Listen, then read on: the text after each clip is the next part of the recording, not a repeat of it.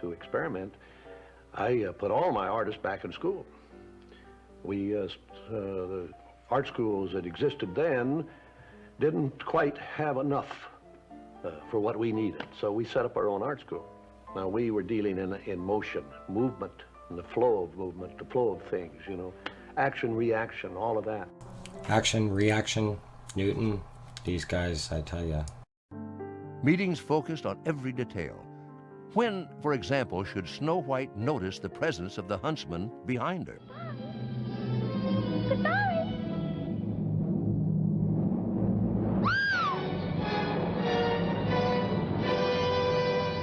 You notice that, eh? Saying goodbye to the dome, to God. All the funny ways that they slurp the soup, especially Dopey. And he called me up to his office. He says, I've been looking at the film, and I'm going to have to take out the soup sequence. I'd spent 8 months on it. And he gave me a reason he says, I've got to get back to the witch. And it kind of hurt. You know, and it's interesting, it's the apple that puts her to sleep. I didn't know what I had or what would happen or anything. We had the family fortune. We had everything wrapped up in Snow White.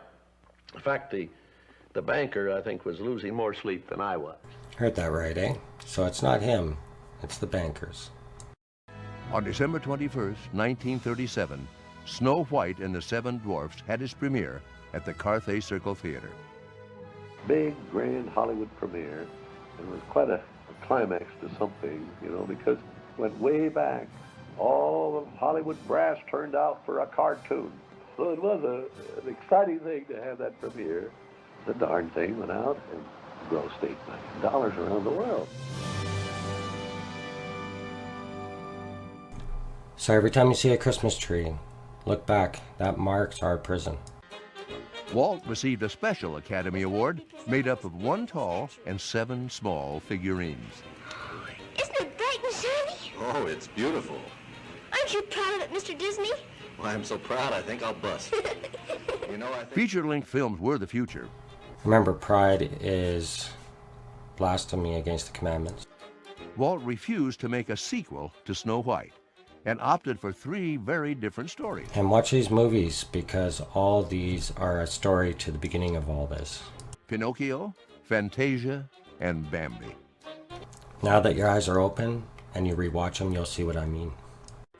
Here was a family who just worked themselves to the bone. And then there's this beautiful talent of the gift that Walt had been given. Was just like a ray of light coming into our lives. And we all know that Satan is reflected by that lightning bolt, right? But there was a problem with the house. The gas furnace was not working properly. Walt sent studio repairmen to fix the furnace, but it continued to malfunction. Early one morning in November of 1938, Elias found his wife on the floor, overcome by gas fumes. Elias survived, but Flora died. Just very suspicious that was one of his employees to last look at the furnace. Walt began building a new studio in Burbank. Budgeted at $3 million, he relished the opportunity to create a state-of-the-art studio, full of new ideas and technology, including the multiplane camera.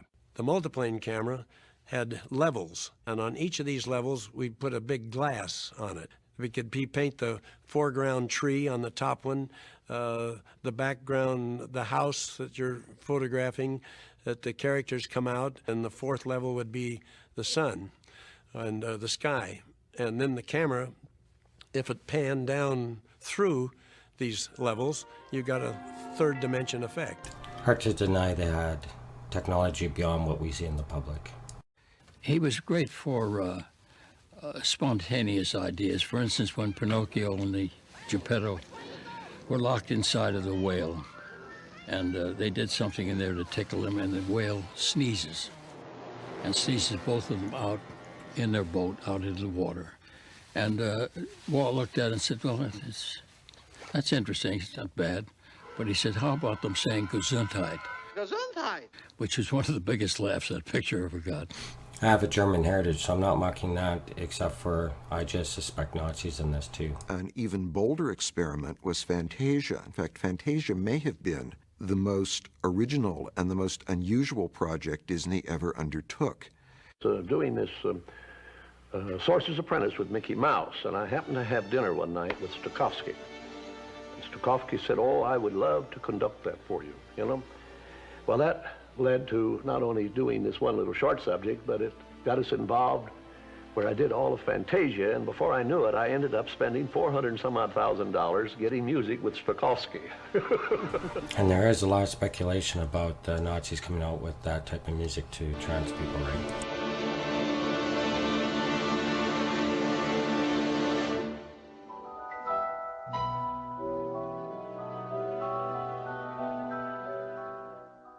Color sets a mood. It tells them the story. It tells them.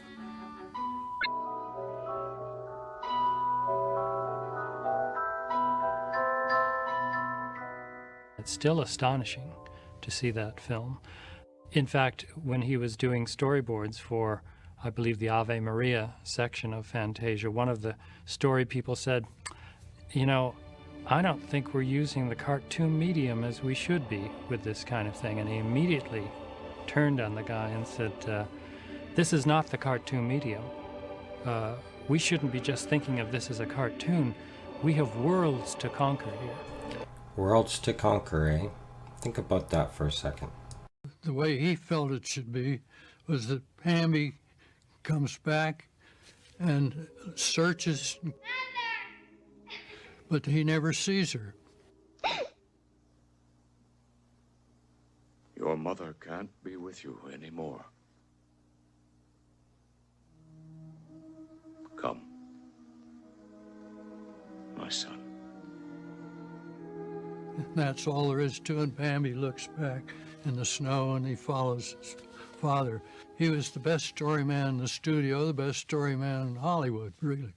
And he had the best story to put us to sleep.